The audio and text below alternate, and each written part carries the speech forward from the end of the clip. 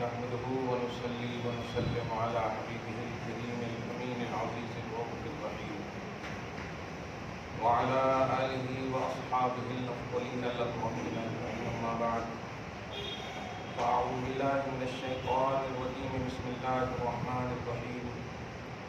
فخلف من بعدهم خلف ورثوا الكتاب يأخذون عرض هذا الأدنى ويقولون سيغفر لنا وإن يأتهم عرض مثله يأخذوه ألم يؤخذ عليهم ميثاق الكتاب ألا يقولوا على الله إلا الحق ودرسوا ما فيه والدار الآخرة خير للذين يتقون فلا تعقلون.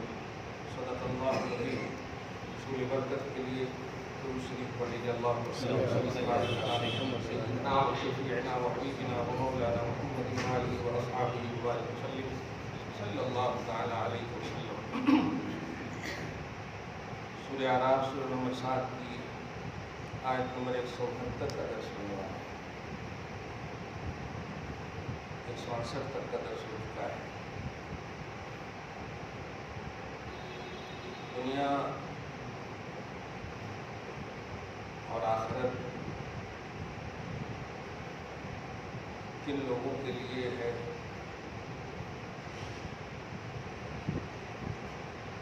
تین آیتوں میں موقع خاص ہیں لیکن منشا عام ہے. موقع حضرت موسیٰ علیہ السلام کی قوم کے ساتھ ہے.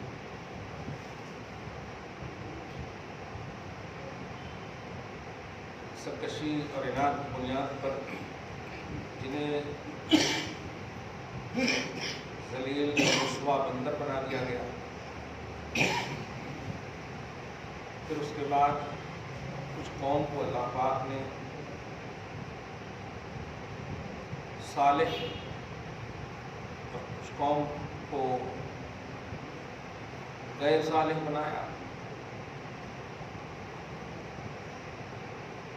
اللہ پاک کی مرضی اور مشیت میں فرق ہے.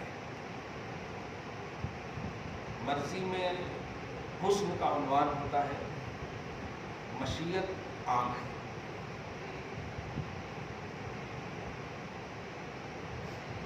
اردو زبان میں دونوں ایک ہی طرح یوز ہوتا ہے اور ایک ہی کنٹینیوٹی میں یوز ہوتا ہے.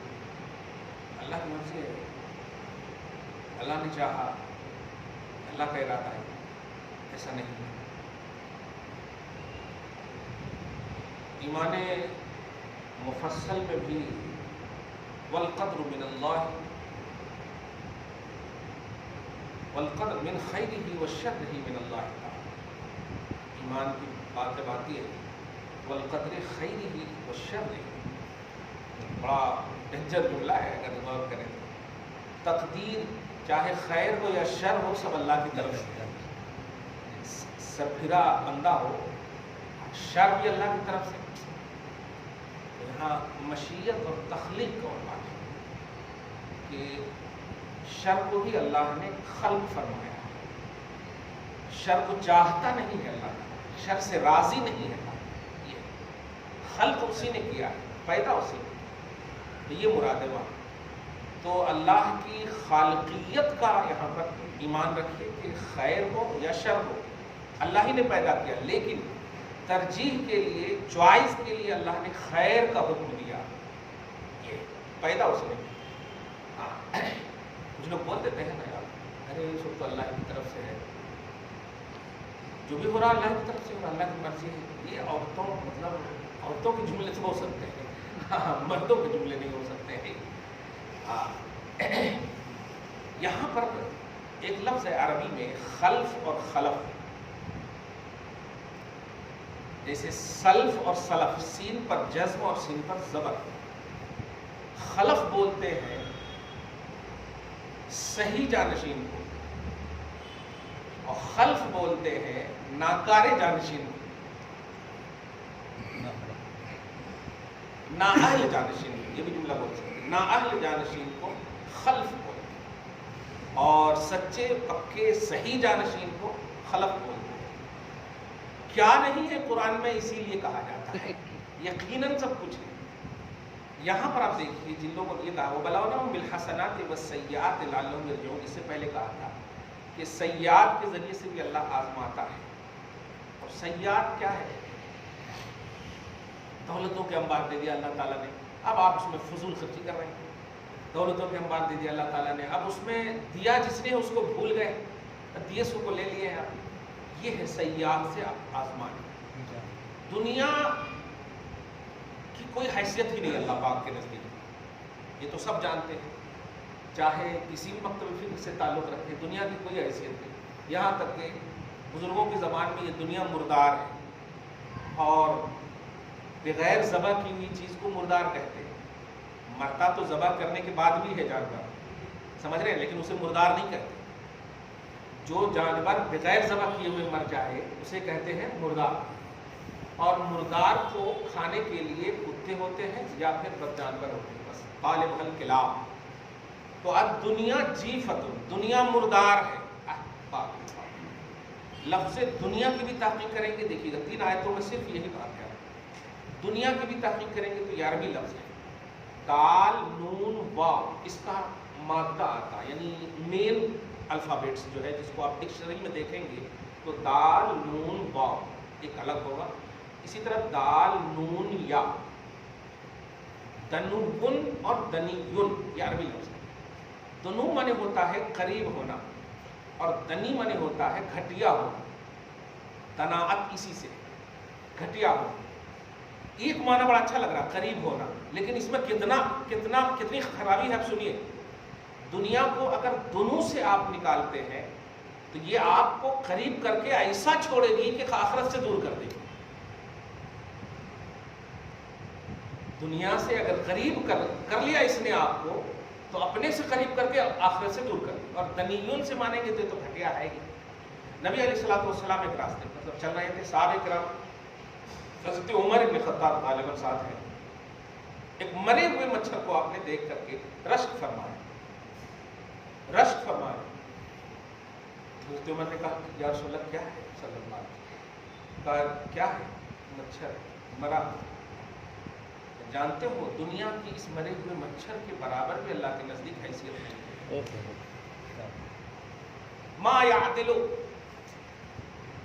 برابری نہیں کرتے، مرے ہوئے مچھر کو مچھر بول دیتے تب بھی ہے کہ نہیں، مرے ہوئے مچھر۔ بہرحال لیکن اگر آخرت کو حسین بنانا ہے تو دنیا کو آپ کے قبضے کیا اللہ پاک نے، جس کو قرآن کہتا سخر لکم ما فی السماوات و ما فی الارض، ہم نے تمہارے تابع کیا ہے، تم تابع نہیں ہونا اس کے، ہم نے تمہارے تابع کیا، یعنی تم یوز کرنا اس کو، اور ایسا یوز کرنا کہ یہ تمہارے تابع ہو کر کے آخرت کو برباد نہ کر سکے۔ اب سنیے خلف اور خلف، قرآن کہتا فخلف من بعدهم خلف، خلف نہیں، تو ان قوموں کے بعد ہم نے کچھ ناخلف جہنشین پیدا ہونا ہے، ناخلف ورث الکتاب، اور ہم نے کتاب کا انہیں وارث بنایا۔ ظاہر ہے یہودی ہو یا عیسائی ہو، سب صاحبان کتاب ہیں، سب وارثین کتاب، کتاب سب کو ملی ہے۔ اب انہوں نے اس میں جو تھا ریئل میں اس پر عمل نہیں کیا، بس ہاں وارث کتاب تو ہے۔ اچھا، اس کا مطلب یہ کہ وارث ہونا اور ہے اور صحت وراثت ادا کرنا اور ہے۔ کیا بات ہے، حق وراثت اور وارث تو اللہ نے بنایا لیکن وراثت کا حق ادا نہیں کیا۔ قرآن کہتا ہے یأخذون عرض هذا الادنی، ان لوگوں نے اس کتاب کو، ایک ایک ورڈ آپ کی رہبری کرے گا، سچ کہہ رہا ہوں، تنہائی کو بھی سوچیے گا، وارث تو میں نے کتاب کا ان لوگوں کو کیا، لیکن یہ ان لوگوں نے اس گھٹیا دنیا کے مال و متاع کو پانے کے لیے اس کتاب کا استعمال کیا۔ یا خزونہ، پکڑتے رہے، لیتے رہے، اخذ کرتے رہے، ارادہ هذا الادنی، اس دنیا ادنا، اس گھٹیا دنیا کے ساز و سامان اور مال و متاع کے لیے یوز کرتے رہے۔ اب اسی کو کہتے ہیں مس یوز، قرآن کا غلط استعمال یا اللہ کی کتاب کا غلط استعمال۔ آگے دیکھیں، اور اللہ پاک فرماتا الم یؤخذ علیہم میثاق الکتاب الا یقولوا علی اللہ الا الحق ودرسوا ما فیہ والدروا، کہ کیا ان پر کتاب کا وہ وعدہ نہیں لیا گیا تھا جو کتاب کے ذریعے سے وہ مال و متاع دنیا حاصل کر رہے ہیں، اس کتاب کے اندر ان سے یہ وعدہ لیا گیا تھا کہ تم وہی بولنا جو حق ہے تم وہی بولنا وہ جو حق ہے. لیکن کیا بول رہے ہو؟ نہیں 75 نیموا لاؤ. میں ذرا جب تک دیکھتا ہوں کتاب میں 1 کنٹل بکرے کے گوشت لاؤ، میں دیکھتا ہوں. کالی مرغیاں لاؤ، میں دیکھتا ہوں. کتاب کا حوالہ دے رہے ہیں آپ. تم یہیں رہو، میں مکہ سے نماز پڑھ کے آتا ہوں.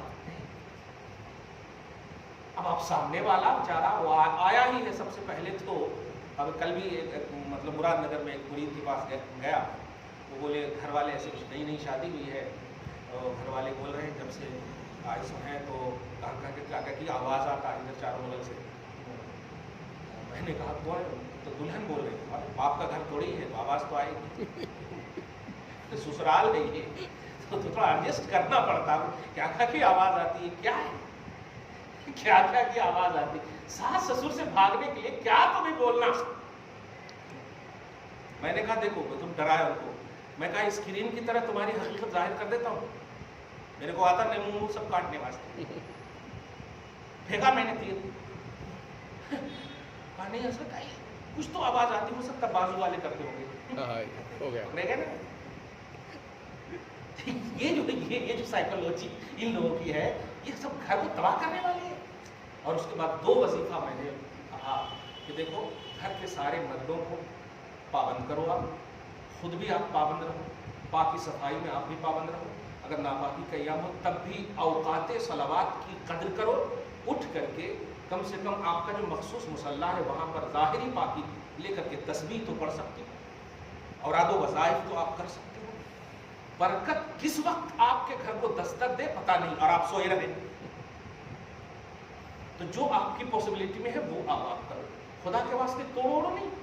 میرے پاس اگر اس نیت سے آئے ہو کہ میں تمہاری ساس کو تمہارے سے الگ کر دوں، اتنی طاقت ہے، تو یہ بھی تو سوچو کہ میرے پاس یہ بھی طاقت ہوگی کہ ساس کو جوڑ دوں.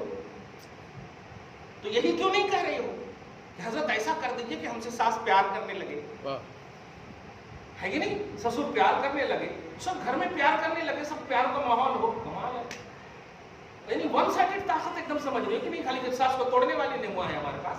کیا ہے یہ جو ہے؟ کیوں ذہن ایسا کیا گیا؟ الٹے پلٹے دماغ والے یہی سب. اور میں نے ایک صاحب کے پاس گئے تھے وہ، اور جب میں نے اس صاحب کی تحقیق کی تو گھر میں لالے پڑے ہوئے ہیں. 5 بیٹیاں ہیں، 3 بیٹے ہیں، سب جھگڑے، خالی یہ پی رہے وہ پی رہے، ایسے ہیں وہ. میں نے کہا ذرا ویڈیو ایک بنا کر کے دکھاؤ. اسی کے پاس گئے تھے نا تم، ننگے صاحب ہیں. ایسا کرے گی امت محمدیہ، کچھ تو شرم کرو. تھوڑا سی ذرا ٹھیک ہوا. ایسا کبھی بھی گھر میں ہو تو آپ سورہ قیامہ پڑھیے. یہ دیکھیے وہ وظیفہ آپ کو کہہ رہا ہوں، سورہ قیامہ پڑھیے. میری بات مخلوق کی بات ہوگی، خدا کی بات قدیم بات ہے اور کتاب مبارک کی بات ہے. اس میں برکت جو ہے نیچرلی نہیں ہے، رکھی سو برکت ہے. قیامت جیسے جیسے آپ پڑھیں گے نا، ہو سکتا آپ پر اٹیک بھی ہو، لیکن وہ خالی ڈرانے کے لیے ہوگا، اور جب بھاگے گا تو پھر کبھی بھی نہیں آئے گی، کیونکہ آپ نے قیامت ڈھا دی ہے ان کے اوپر. سارے بلا بدتر بھاگ جائے گا. تو جو چیز آپ کے پاس موجود ہے ریگولر اللہ پاک نے آپ کے گھر میں دے دیا ہے. قرآن پاک. آپ کہاں آ رہے ہو؟ ہمارے پاس کے ایک پتھر مار دیے تو سر پھوٹ جاتا ہمارا. اللہ کے کلام قدیم ہے، ازلی ہے. اب مخلوق پر بھروسہ کر رہے ہو، خالق پر بھروسہ کرو آپ،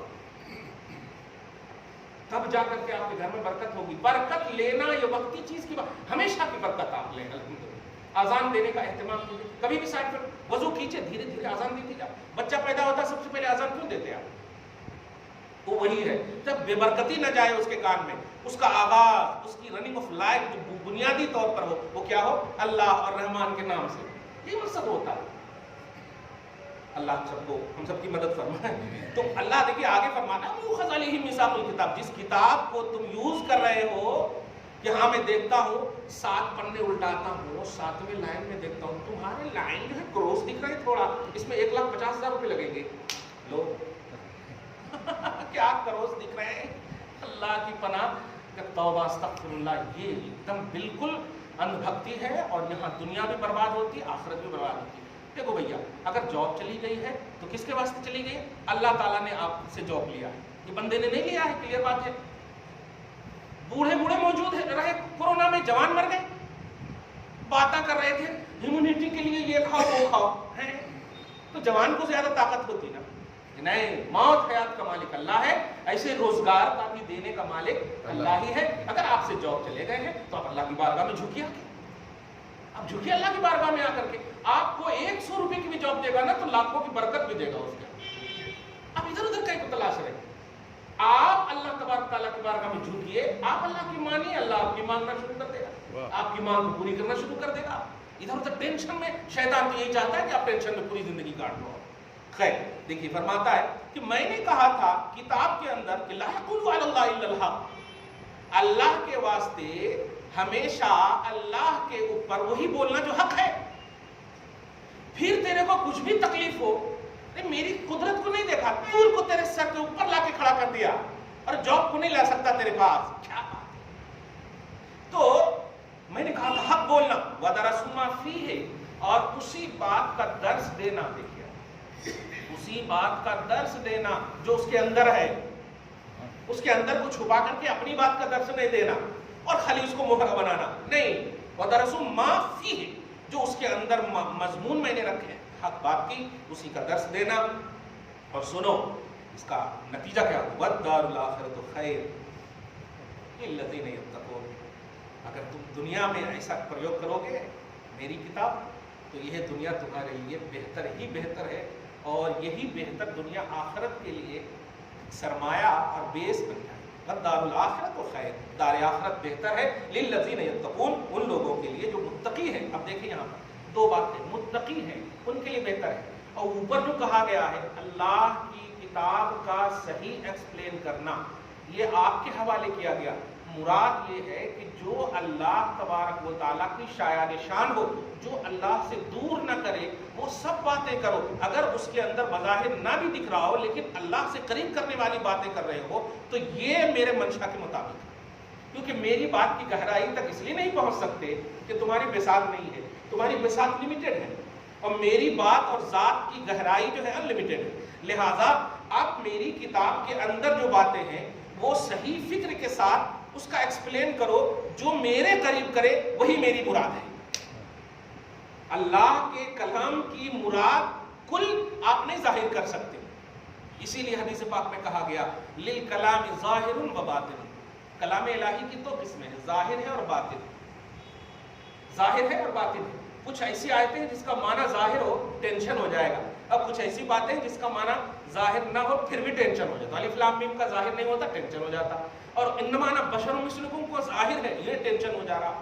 تو اب آپ کو کہنا ہوگا کہ نہیں، دیکھیں گے کہ اللہ پاک کلام اتارنے کا مقصد کیا ہے، تو کلام الہی اتارنے کا مقصد دیکھیں تو توحید کی شان اور رسالت کی شان۔ تو اب ہم انما انا بشر مثلکم میں دیکھیں، تحقیق کیے تو سمجھ میں آ گیا نہیں، یہاں پر کافروں کو ڈٹوایا ہے اللہ تعالیٰ نے، ڈٹوایا ہے۔ تم کس کو نہیں مان رہے ہو؟ کوئی اور مخلوق بول رہا ہوں، تمہیں میں سے میں ہوں، تمہیں میں سے میں ہوں، صبح شامی زندگی تم نے دیکھا ہے، کیوں نہیں مان رہے ہو؟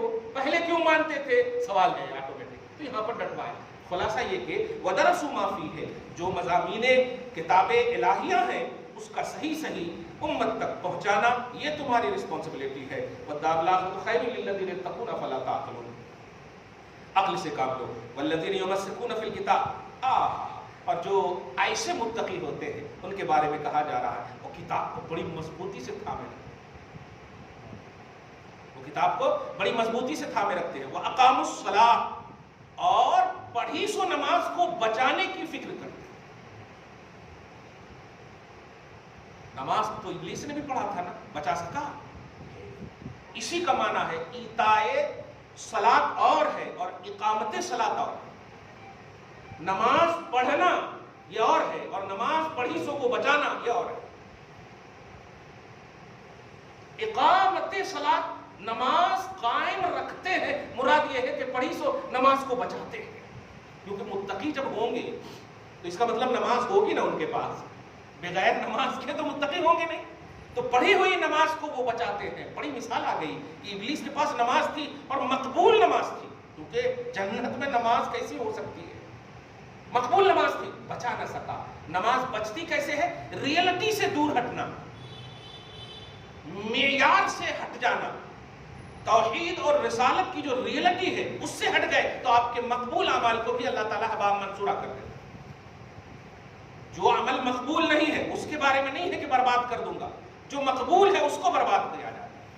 اور مقبول عمل مردود اس وقت ہوتا ہے جب اللہ کی توحید اور رسول کی رسالت سے آپ منحرف ہو، چاہے کسی بھی زاویے سے. آگے فرماتا کہ جو اس طرح ہے، یعنی کتاب کو مضبوطی سے تھامتے ہیں اور کی ہوئی عبادت کو بچانے کی فکر کرتے ہیں. انا لا نضیع اجر المصلحین، ایسے اصلاح کرنے والوں کے اجر کو میں ضائع نہیں کروں گا، بلکہ رشک محشر بنا دوں گا، رشک میدان محشر بنا دوں گا. کیا بات ہے، کیوں اتنے اچھے دکھ رہے ہیں یہ، کیوں اتنے خوبصورت دکھ رہے ہیں یہ؟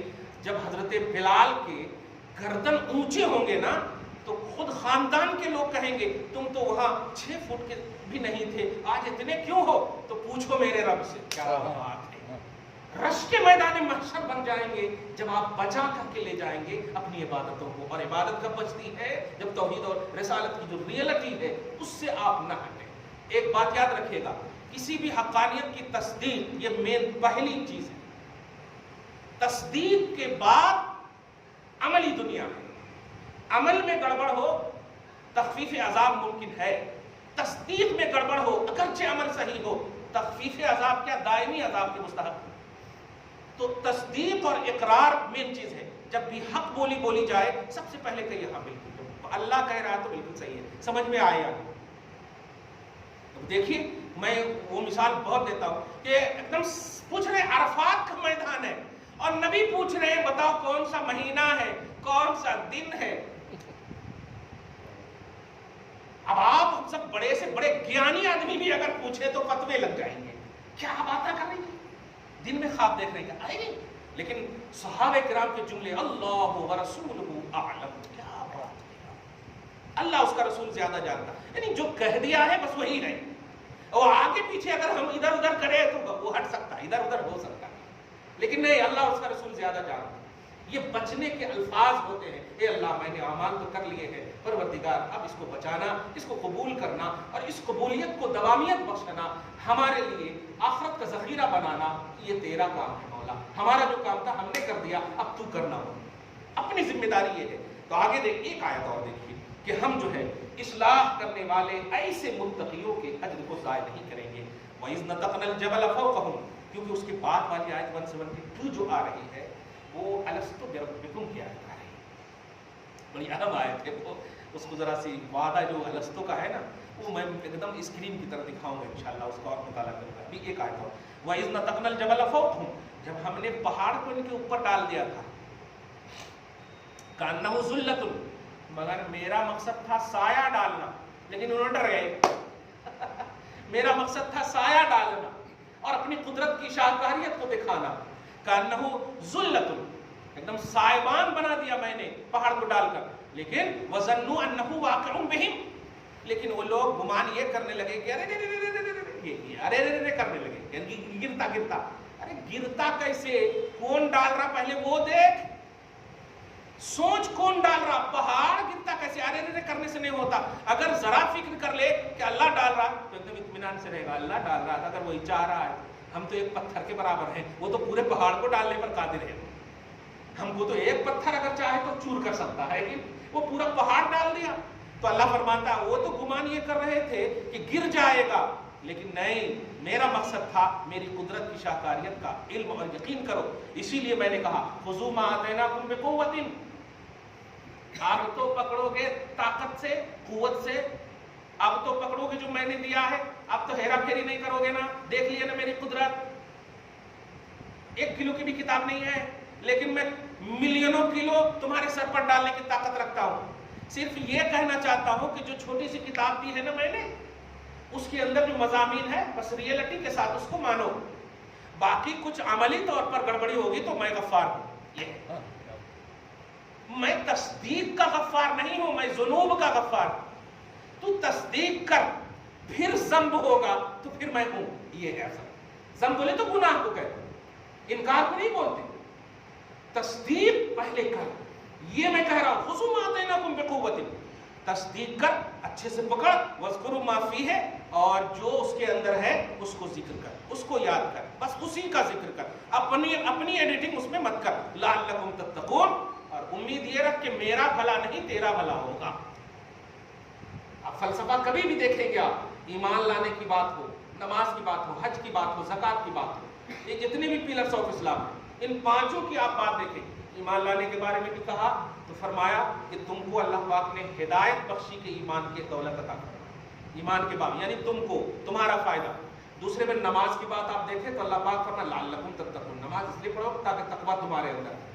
حج کا معاملہ ہو تو تم ماں کے پیٹ سے نکلے سکتا، یعنی آپ جتنی بھی چیزیں دیکھیں تو آپ ہی کا بھلا نظر آ رہا ہے۔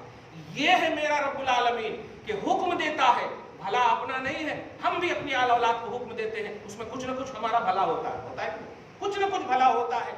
ہم کھانا کھلاتے ہیں بچوں کو، ہم بھی کھاتے ہیں کیونکہ ہمارے پاس ہے، لیکن اللہ رب العالمین وہ ہے جو صرف آپ کو کھلاتا ہے، وہ ہے جو صرف آپ کو عطا کرتا ہے، وہ آپ سے مانگتا نہیں۔ اچھا، مانگنے کا لفظ استعمال کیا ہے، میں تجھ سے مانگتا ہوں، کمال ہے۔ ایک مسلم شریف کا درس ایسے دے رہا تھا، ایک بچہ بڑا مطلب یہ تھا انٹیلیجنٹ کہیے، اور پڑھنے کے زمانے میں اس کو شریف بھی کہہ سکتے، شرارت کرنے والا، تو پڑھانے کے زمانے میں عموماً ایسے بیٹھتا تھا، تو یہ ایسے پڑھا کر کے وہ بھی ایسے بیٹھ کر کے ایک سوال کیا کہ حق اللہ علی العباد، حدیث کے جملے ہیں، اللہ کا حق بندوں پر، یہ تو ہے حق العباد علی اللہ، بندوں کا حق اللہ پر، ارے باپ رے باپ، اور حدیث کے الفاظ ہیں، نبی صلی اللہ علیہ وسلم فرما رہے پسینے چھوٹ گئے تھے ٹھنڈی میں، لیکن جب آگے ہم نے عبارتیں دیکھی تو اتنی خوشی ہو گئی، سبحان اللہ۔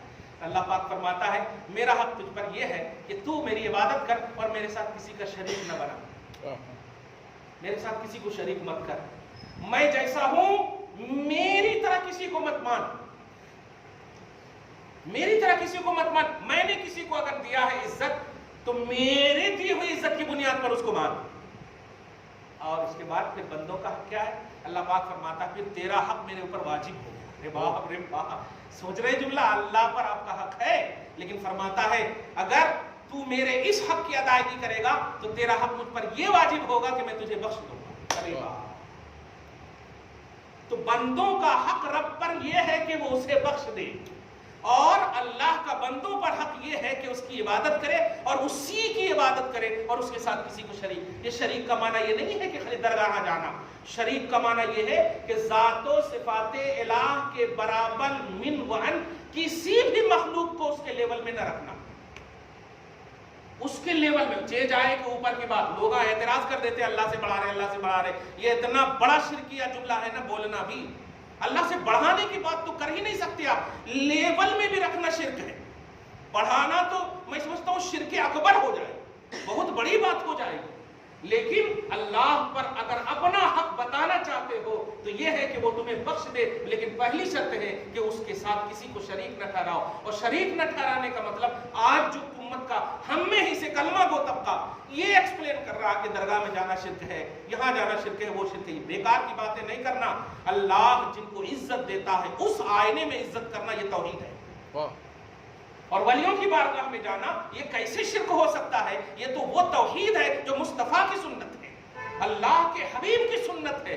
اللہ پاک کا حبیب کوئی عمل اپنی طبیعت سے نہیں کرتا، منشاء الہی سے کرتا ہے، ارادہ الہی سے کرتا ہے۔ اور بتائیے امیر حمزہ کے در پر گئے کہ نہیں؟ جتنے صحابہ انتقال کرتے تھے، صحابہ مطلب یہ کہ ان کے روزے پر نماز پڑھانا جانا بپابندی، آپ حدیث کے الفاظ دیکھیں گے تو امیر حمزہ کے روزے پر بپابندی چاہتے تھے رسول اللہ صلی اللہ علیہ وسلم۔ اور آپ جانتے ہوں گے کہ حجرہ عائشہ جو ہے یعنی مدینہ النبی میں حضور کا گھر تھا نا، اور احد میں ہے حضرت امیر حمزہ۔ آج گاڑی سے جائیں تو کم سے کم 15 منٹ لگتے ہیں، اس وقت تو وہ نہیں تھا، کتنے آدھا گھنٹہ تو لگتا ہوگا کم سے کم اگر کہیں تو۔ حضور جاتے تھے پابندی کے ساتھ، مصلی بچھاتے تھے یا چادر جو بھی بچھاتے، آپ کھڑے ہوتے، واضح نصیحت، ان کی تعریف کرتے، یہ ہے سب سے بڑی عرس کی دلیل۔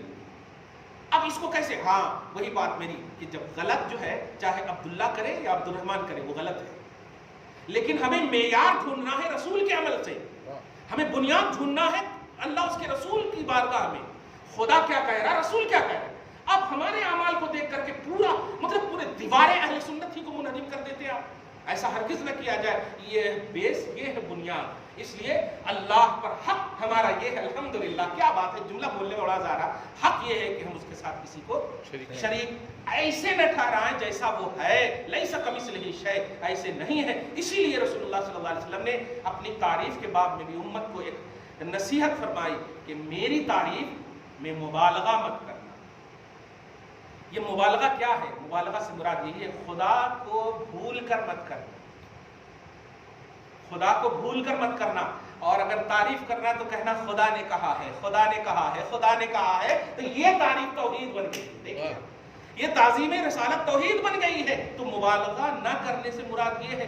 عجیب لوگ ہیں نعت پڑھنے کو مبالغہ کہہ رہے ہیں، یہ کرنے کو مبالغہ کر رہے ہیں. یہ مبالغہ نہیں ہے. مبالغہ یہ ہے کہ خدا کو دور کر کے نبی کو کی تعریف کرنا، یہ مبالغہ ہے. ون سائڈڈ نبی کی تعریف کرنا یہ مبالغہ. اور آئینہ توحید میں کرنا یہ آئینہ توحید ہے. دعا ہے اللہ تعالیٰ آج کی گفتگو کو حبیب پاک صاحب الاولاد کے وسیلے سے قبول فرمائے، اپنی شان کریمی کے مطابق اجر عطا فرمائے، گھر میں اولاد میں برکتیں عطا فرمائے، نسلوں کی بخشش فرمائے، نسلوں کی حفاظت فرمائے.